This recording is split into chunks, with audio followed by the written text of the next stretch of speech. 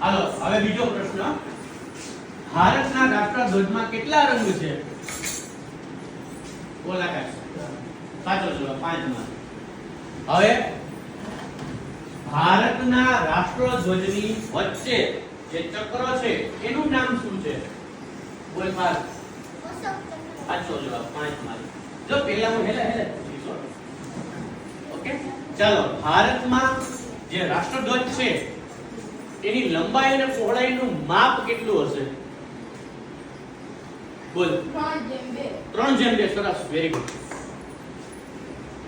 ભારતનો જે રાષ્ટ્રધ્વજ છે એના નિર્માતા અથવા તો એની ડિઝાઇન કેને બનાવી?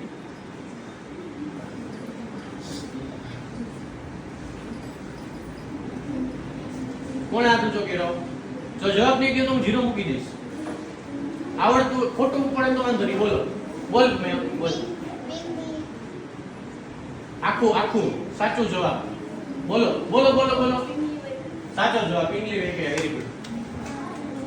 ચાલો, ભારતનો જે રાષ્ટ્રધ્વજ છે બરાબર, એ સૌથી પ્રથમ વખત ક્યારે નિર્માણ પામ્યો હતો? એટલે કે પિંગલી વેંકૈયાએ બનાવ્યો તો ક્યારે? ઈ તારીખ. ચાલ, આંગળી ઊંચી કરીને જવાબ આપો. આ બોલ દે.